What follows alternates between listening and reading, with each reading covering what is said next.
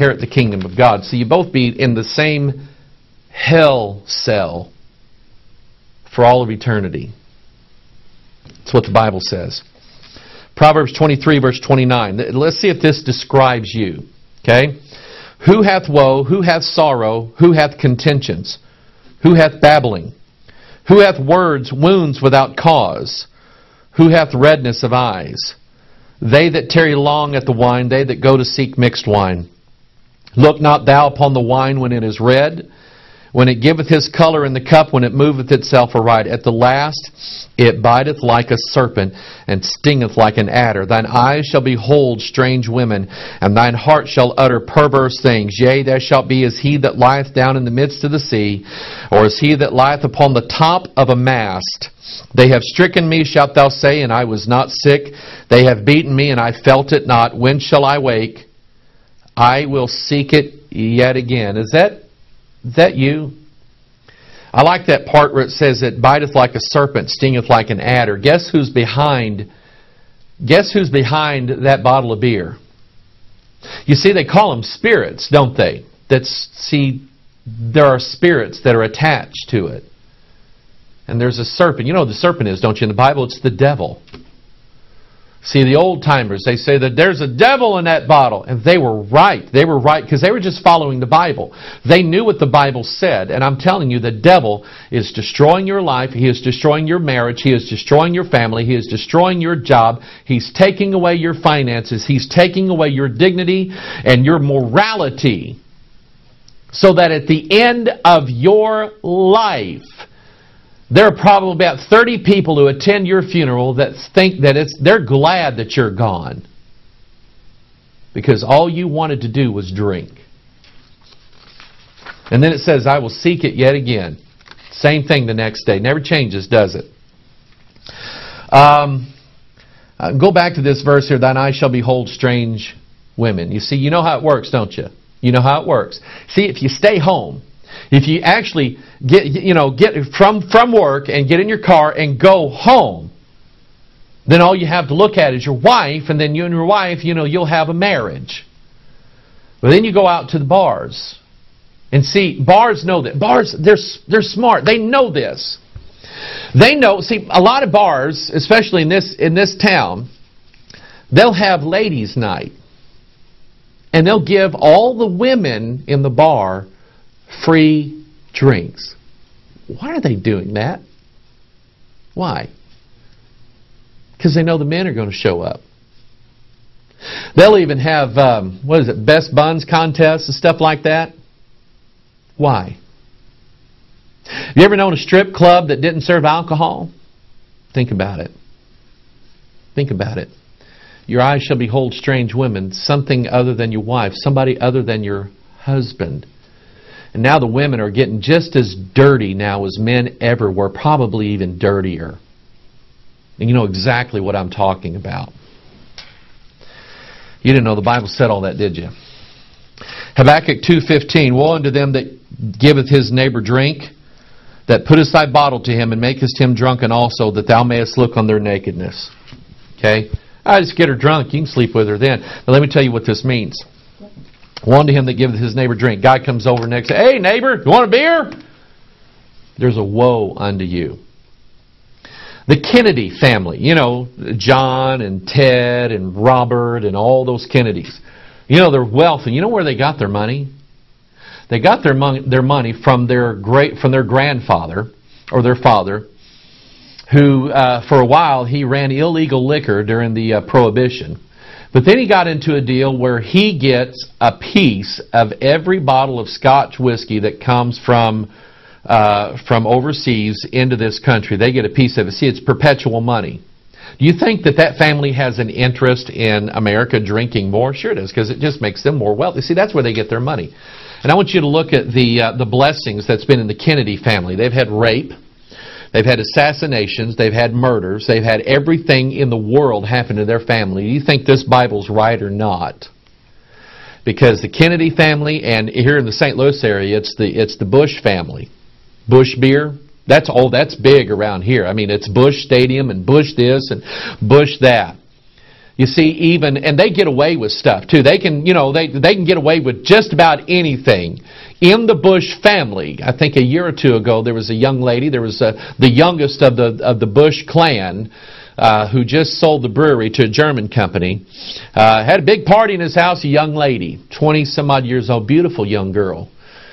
Found her there dead in his house.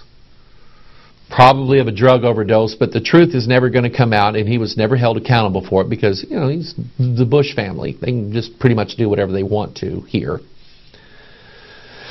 And there's a woe to them because they're responsible for putting the bottle to their neighbor's lips. Let me show you some pictures. Now, I actually had to not deliberately put some pictures up here, but I just want to kind of give you an idea of what's inevitably going to happen to you. Let me show you where this is going. There's a reason why they don't want you behind the wheel. Because this is what happens. And it's always interesting that it's not the guy that was drunk behind the wheel that got hurt. For some reason, he's as limber as a rag. He just bounced around the car for a little bit, and they let him dry off. And when he woke up the next day, he realized that he just killed a wife and 3 children. A man's family or some children's dad has been taken from them by a drunk driver. Somebody who thought, because alcohol so impaired their judgment that they thought they were okay to drive. I can drive, leave me alone. That's what happens. Alcohol brings misery and woe. It's always the next day when you wake up in the midst of what happened. You always wake up the next day with the hangover. You wake up in somebody's bed. You wake up not knowing what you did the night before, and everybody's looking at you different now, and you don't have a clue. It took away your dignity. You have no pride, no esteem, no dignity. It took all of that away. And you're going to go do it again. You've learned to live with it. In fact, you've learned to tell jokes about it. Yet you act like on the outside that you're okay with losing your dignity. That's just the kind of guy I am. You act like you're okay with it, but the truth of it is you're just justifying it on the outside to cover up the guilt and the stains and the devils and the trauma and the hurt that's on the inside of you. That's why you're doing it. It's not working, is it? And see, we've idolized this in our country. I remember Otis the drunk. I remember growing up watching Andy Griffith on TV. And here comes old Otis. He comes staggering in, gets the keys, puts it in the jail cell, and opens the cell and goes in and lays down, hangs the keys up there, and he lays down. And everybody's laughing. Oh, there comes Otis. And I remember, a few years ago, I was watching Andy Griffith again, and I'm watching that, and I'm going, you know what? In one episode, you actually found out that Otis had a wife and kids at home. And I watched that, and it wasn't funny anymore. It just wasn't funny. And by the way, the guy who played Otis the Drunk, I did a little research on him. I can't remember his name, but he quit doing that on the show because he wasn't a drinker. He was not like this, and he just quit doing that. The show quit doing it because they were going, this doesn't look right. Comedians, I remember Foster Brooks, Ron White, Blue Collar Comedy Tour. Okay, that first video that came out where he was busted up, and you can just look at his eyes, the glassy eyes, and his humor was hilarious when he was drunk. You see, we're idolizing this. We're making it look like, oh, this is funny, this is great. It's not. You guys got guys like me. Look at his photo here. That's his mug shot, by the way, from the DUI, spousal abuse, and all that stuff. See, we just lift these people up, and they're just drunk. It's funny. There you are with your head in a toilet bowl. How funny is that? Here you are, and you have women. Or you have men. And they're all drunk. And you're all sharing a bed with one another. And boy, you're just living it up. Your eyes are beholding strange women. You're an adulterer. You're a fornicator. those don't go to heaven. And that's what it causes you to do. Even the women. Romans chapter 1 says, "For this cause God gave them up unto vile affections, and even their women did turn the natural use of their body." And all because of alcohol. And here's what really gets me. We see images like this, and they're supposed to be funny. Let me tell you a little story about. See, God saved my mom and dad from this. My mom and dad, I said I never saw my dad drunk, but my mom did a couple times, and I remember it. She's repented of that long time ago. She is an entirely different woman. You see, God can make a difference in your life if you'll let Him. But they told me, they said, "Mike, we remember one time you were probably 3 or 4 years old that you had a little cup and we poured a little beer in it, and you would back up to the wall and slide down and sit and drink it, and then you'd get back up, and you did that about 4 or 5 times, and we were just all laughing. You just slide down the wall and drink it." And see, we think it's funny. We think it's funny, so we put pictures here of our children, little babies holding beer bottles, and then watch this now. Watch this. The child turns about 11, 12 old, and now they're going to have their first drink at the family gathering. And see, it's almost like a rite of passage where now he or she is growing up to be a mature person, a responsible adult like we are. We handle our liquor well. And you're training your little daughter or your little son to be the same kind of drunk. You know why? You don't want to feel guilty about it. Because you think, you know it's hypocritical for you to say, "I don't ever want to see you with one of these in your hand."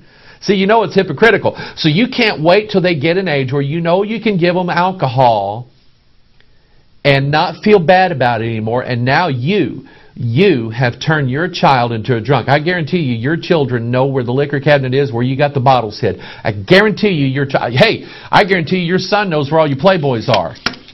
Okay? I guarantee it. They find these things out, and all of a sudden now, your son, your teenage son, or your teenage daughter, young lady I went to school with when I was a junior in high school, she was a senior. Her and her twin sister, pretty girls, the night before graduation, left the party drunk, drove her car into something, and was killed. Whose fault was that? That was Mom and Dad's fault. It's not funny, is it? It's just not funny anymore. Wives being battered because dads are drunk or vice versa. You say, well, people that are not drunk beat their wives. Yes, but let me tell you what happens, okay?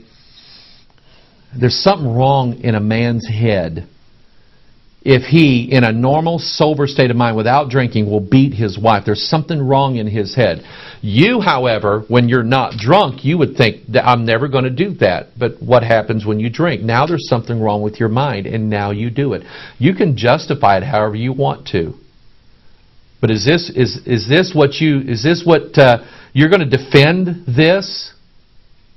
You're going to defend this? And it's not just your wife, is it? How many of you adults grew up in a house with a drunk? How many of you had to put up with the beatings? How many of you were scared to death